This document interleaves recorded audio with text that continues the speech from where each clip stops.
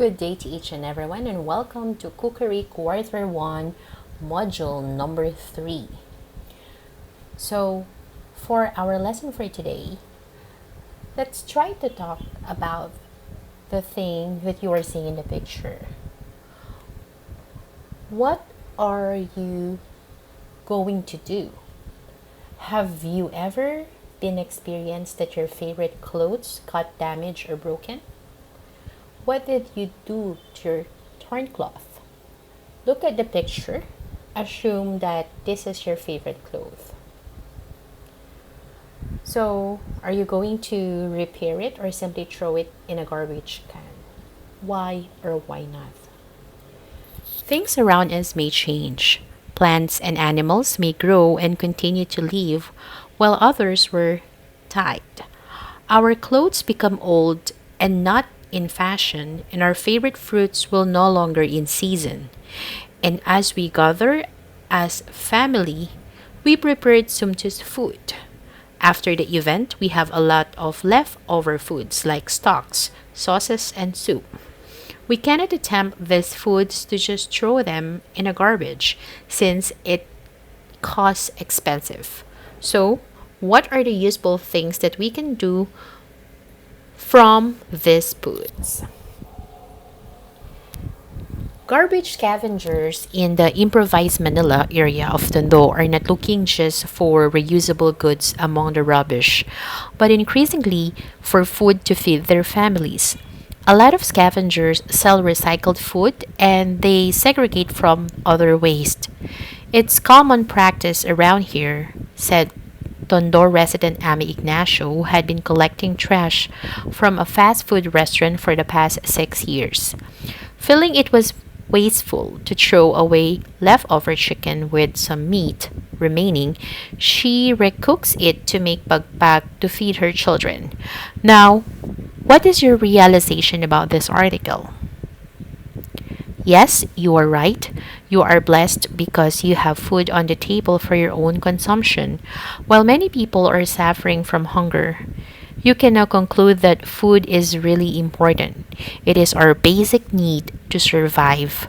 That is why it is really important to value the food that we have. Even the leftover food, we need to utilize it. How? Below are some of the ways, tips on how we are going to store and reconstitute food, especially soup, stock, and sauces. On this lesson, it will give you a knowledge, skills, and right attitude necessary to become a successful chef someday or an owner of food-related business. Learning how to store stock is like making an investment in the flavor of future food and cooking projects. Even if you don't have time to make a fresh batch, storing stock properly will ensure that you always have some on hand to use in a number of ways, from braising to a base for hearty Filipino soup. Here are several tips on storing stock as well as stowing and properly preparing it for use. Number 1, cool down the soup or stock in a room temperature. This is how we're going to store a stock. To hurry up the process, you can place the pot freshly prepared stock in a sink with drain stop filled with ice water. Stirring the soup every few minutes can help cool everything down evenly. Step 2. Place the stock in a heavy container or several ones. If you'd like to divide the stock for multiple uses, liquids will expand at cold temperatures. Number 3. Seal the containers and place in the refrigerator for a week or freezer for 6 to 8 months. A good space-saving method, which is to pour stock into plastic freezer bag. So if you want to avoid plastic, you have to try plastic-free food storage containers if you are using upright freezer. And this means that you're going to freeze stock. How are you going to store and reconstitute sauces? First, you have to store in a small jar or bowl covered with a plastic in the refrigerator or even in a heavy gauge zip top bag. A small container size means less exposure to air and less spoilage. Sauces and starches should be kept in airtight container and stored in a cool, dry place away from the moisture, oxygen, light, and pests. Products should be stored in the refrigerator and never left to stay for long at room temperature.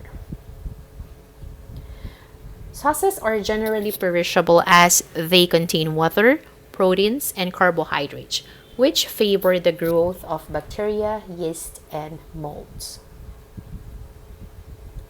Let's remember all sauces, with the exception of the butter-based emulsion sauces, should be stored below 4 degrees Celsius and covered. Storage time should be less than 1 week. Storage times of frozen sauces should not exceed 6 months and ideally should be used under 3 months. Sauces should be stored in sanitized containers. It is better to use several smaller sealed containers than a single large one. If sauces are to be frozen, then can be packed in a sealed plastic bags under vacuum or placed in a sealed metal or plastic containers. All containers must be labeled and dated and a record kept separately of what is stored. As with the storage of stocks, a cordache may be used to cover sauces, although plastic cling wrap and containers with lids are acceptable. Reconstituting sauces. Reheating should be carried out as quickly as possible, stirring it frequently. During service, hot sauces must be held above 60 degrees Celsius. Do not overheat as this can cause burning. Reconstituting is a process where sauces are made before the service and stored, which can be reheated. Sauces can be reheated in covered shallow trays in a hot oven to minimize the likelihood of burning and when stove tops are in use. At the end of service, the reheated sauce should be discarded, as should any sauce have brought out of bulk storage. Ways on how we can reconstitute stocks. Skim the surface and strain off the stock through a china cup lined with several layers of cheesecloth. Cool the stock as quickly as possible as follows. Set the pot in a sink with blocks, rock, or some other object in it. This is called venting. This will allow cold water to flow under the pot or around it. Run cold water into the sink, but not higher than the level of the stock. Stir the pot occasionally so that stocks cool evenly. Cooling stock quickly and properly is important. Improperly cooled stock may spoil in 6 to 8 hours. When cool, refrigerate the stock in covered containers. Stock will keep 2 to 3 days if properly refrigerated. Stock can also be frozen and will last for several months. Soups are adjusted for consistency and flavor only when the entire soup has been fully reheated to at least 80 degrees Celsius. A soup can be thin by adding water, milk, or stock, while a consommé generally has its nutritive value and flavor increased during clarifying. General ways to store and reconstitute stock, sauces, and soup. A stock is a clear flavored liquid that freezes well. The stock should never be put in the refrigerator while it is hot. Refrigerated stock cools better in shallow ponds. You can do it also by adding water, by using other liquid like evaporating milk, coconut milk, and fresh juices. Evaluating is important to identify the food's strength and weaknesses. So here, we have to remember that the general appearance, the color combination is attractive and appealing.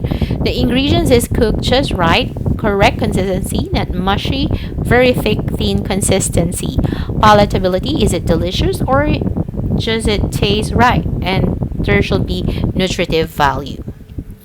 And we have to consider if it is highly nutritious. For your procedure, for the use of resources, you have to keep working table orderly while preparing the ingredients.